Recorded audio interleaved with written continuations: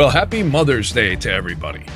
Today is Sunday, the 11th, and tomorrow we have a full moon. In fact, that's going to come in Pacific Standard Time right around 9:57 a.m. Of course, advance or subtract depending on where you are listening to this, but that's Pacific Daylight Time. So full moons always bring things to a crescendo.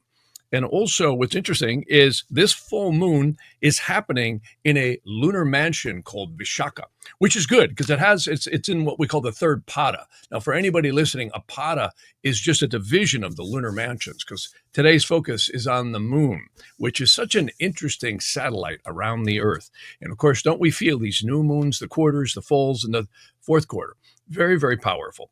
So what's interesting here is this is actually a productive full moon. We got Mars 10th from the moon. See, in Vedic astrology, you always look at where is the moon in juxtaposition to the rest of the planets. You almost treat the moon in some senses as a reference point or ascendant, which is really a different way of looking at astrology. You know, I keep my feet in both ponds, the Western tropical systems, especially the ancient traditional stuff, and the Vedic astrology and Nadi astrology. And I find it's really interesting to look at these two different analyzing viewpoints because they're totally different. And I really enjoy both because I don't think you can ever figure out astrology. It's really the code of the angels. It is literally a system of, you could say, forces playing out on the earth with our free will interaction, which is really interesting. So this is actually productive. And the other reason why is 8th from the moon is Jupiter, which brings positive change. And look at what we've got going on.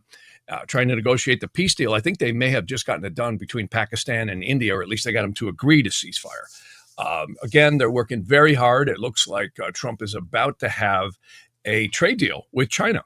So they're in Switzerland as we speak, and it sounds like it's just about there, where he's going to drop the tariffs by 100% or something close to that. So a lot of things may be coming together. And this is what I like about this upcoming week. Over the next week, 8 days or so, we've got the sun sextiling Saturn, which is always productivity. Love that one. And it's a good time for us to get things done. So, that's something to focus on. So I want to take a little bit of time here and wish all the mothers happy Mother's Day because it kind of really goes with the topic of this podcast, which is the moon, which is the crucible of creation. And it's interesting because the more distant I go back in history, in terms of the ancient astrology, I'm talking the stuff up out of Egypt, Chaldea, the Arabian, and definitely the Middle-aged astrology, which went up through Europe. And there's quite a history on that. And one of the things that's always looked at first in interrogation and electional astrology is the moon. In fact, it was believed that the moon is like a crucible, if you will, that takes all the other planetary energy and co-mixes it and kind of spills it out on the earth, if you will. That's one way of looking at it, at least. And I find that to be really true. In fact, I find in interrogation astrology, if I find the moon is making an ill aspect, I don't care what the rest of the planets do, it shows there's going to be great difficulty or it might not even happen. Now, for people not familiar with astrology, what does that mean? That means the moon would be making a square, an opposition, or a conjunction to a malefic, which is always a problem. And when you see the moon doing something good, like it's making positive aspects, sextiles, trines, conjunctions to benefics, you can say, wow, something productive is going to happen. Even if it's making good aspects to the so-called malefics, it's really good. So the moon is truly the crucible of, you could say, energies that happen on the earth, which brings me to something very interesting about all the glyphs of the planets. I always talk about this with clients. All the symbols of the planets, or the glyphs, if you will, come from 3 glyphs. And that is the circle, which is the sun, which is the seed, which I believe is the portal of, you could say, the upper heavens down into these lower heavens of material worlds. And so the sun could be likened as the seed, the circle. The moon, or the crescent, is the crucible. And take a look at this. You can see the sun, dad puts the seed in mom's womb. Farmer puts the seed in the ground. It is then nurtured. And it's not just that simple. When you think about it, we are literally taking stardust, amino acids, molecules and atoms, and organizing it in the womb of a mother or an animal and concretizing it into a genetic code, if you will, that now plays out and unfolds through the life of whatever is born. So when you think about that, and it's kind of interesting to think about on Mother's Day, isn't it? How profound that is. With all the technology we have, we still cannot create something that heals itself, literally experiences, is ensouled with a spirit and a soul, and AI and robots will never have that. That's one comforting thing, isn't it, to all you mothers? So I love that, because when you think about it, life itself, whether you are a human, an animal, a plant, and even minerals, they say, have souls that are born. And even though that sounds crazy, I believe it's true. And the earth is the womb, or you could say the womb of creation itself. So this is really interesting stuff. I was mentioning before how this full moon is happening in a lunar mansion. Well, there's a zodiac that surrounds the earth called the 27 nakshatras. Now, it's a strange word. Nak means sky. Shaktra means map. So you've got the sky map of all of the lunar mansions. And boy, that rabbit hole goes deep, because there's so many conspiracy theories about the moon. I've heard from people in NASA that literally they can bounce a rocket off the lunar surface and it reverberates for hours. Also, we have the flat earthers who say, no, it is just a blip in the sky, or it is some type of, object that is not as far away as they say. There's all kinds of mysteries on the moon. There's many people who question the moon landings that happened in 1969. I've actually seen the Coke bottle roll across the stage. So there's a lot of stuff going on with the moon. One thing's for sure, one of my favorite records was Pink Floyd, Dark Side of the Moon. If anybody's not heard that one, definitely want to hear that one. That is an incredible, incredible record, which is actually a thematic play that Pink Floyd had put together and recorded in Abbey Road Studios in London. I'll never forget that. In 1972, I'm sitting there with my friend who was a Berklee College of Music professor. We both looked at each other and said, who the heck wrote this? It's ingenious. Probably one of the longest selling records of all time. I think it still holds the record for that, or very close to it. But again, the moon, and I think they caught the mystery of the moon on that, which is so fascinating to me, because the moon is a very mysterious object. In fact, one of the focuses, we've heard lunacy, right? People go crazy, they go out of their mind.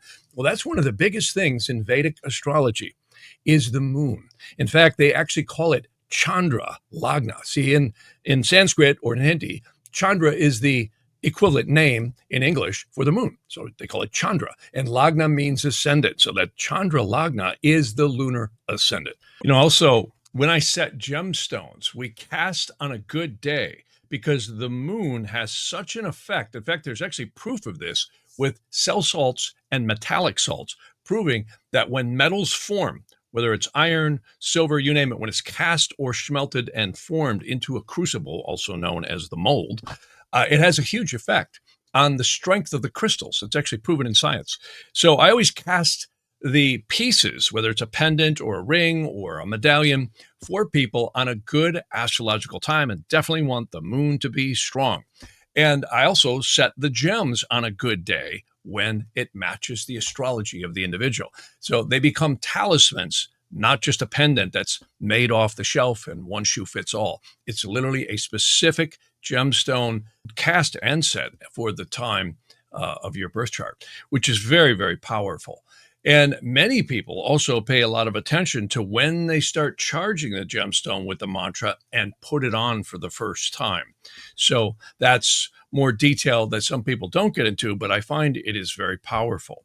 So again, the moon always plays into all of these elements, which is so, so important. So again, the moon is so central in astrology, and it's analogous to the womb of everything in creation. Now, a lot of things, you could say, oh, well, reptiles are in eggs. Well, that's true, but even the egg is a womb of creation. The earth is a womb of creation. So I think it's really an interesting topic to point out. And I have to tell you, every time I do a reading, when I look at the moon in someone's birth chart, you can see exactly what's going on with the mother, or what her life was like. If the moon is strong, the mother's usually strong. If it's aspected by hard, aspects or malefic planets, that usually indicates a difficulty for the mother. Or the opposite. I've seen amazing things with the mother. And even the houses that it's in your birth chart, juxtaposition from the ascendant is really key. And the other one that I mentioned so much is the Kala Chakra Dasha, which is one of the oldest and most mysterious timing elements in Vedic astrology. See, Kala means time, chakra means wheel. And what's so fascinating about that is that it's the serpent of time. And it literally shows that time, as far as we know it in the physical worlds, may be infinite. It goes on forever. And of course, we don't even know what forever is, right? And again, time is a whole relative element that is only useful if you have something to reference it to. Again, we have sunrise, noon, sunset, midnight, and of course, the lunations, which is the moon going around the earth. So it's so interesting when we look at the moon in any type of astrology, whether it's birth chart astrology, interrogation, which is asking questions, and electional astrology. I cannot tell you how many marriage elections that I have done, and the person may have been married before, and they said, "What happened to my last marriage?" And I would look, and oftentimes, if I see the moon was applying to a malefic aspect, that's usually right when the relationship went south or they got divorced. Whenever you concretize an event, meaning sell a house, if you sign a real estate contract, if you go in for surgery, I've actually talked to so many doctors who've said to me, we follow procedure to the T, but some days I don't care what we do, it just never goes right. The patient has excessive bleeding or they don't heal right or what have you. And I said, if you look back at some of those dates, and I have, it's interesting. If the moon is going to a malefic aspect, it generally does not bode well for the energy at the time. Now, that's not to say sometimes it doesn't happen. Okay. But in general, the moon is a co-mixer of energy that is literally magical on the physical plane. I had one individual go in for surgery and I said, "Don't do it on this day." "Well, I got to do it. And my doctor is so credentialed." I said, "Well, good. I can't give you medical advice." And it was horrible. Person almost died. Ended up at 60 something years old with 104 fever. And at that age, that's dangerous. And had to go back in for the surgery 2 times after that. So pretty intense. And other times I do like various elections for surgery, which means a person will call their doctor and they'll get the amount of dates that they can have a procedure done on. And I pick the best one out of that for that individual. And it's interesting because things go smooth when they have to have elective surgeries on good times. Now, obviously, if you get in an accident or something, you're in no better hands than allopathic medicine in that case. And sometimes you just got to do things when you got to do things. And there's where fate comes in. But I find in elections, it's absolutely amazing how accurate the moon, as well as the other signifactors, are in electional astrology and interrogation astrology. So anyways, I want to keep this kind of short today.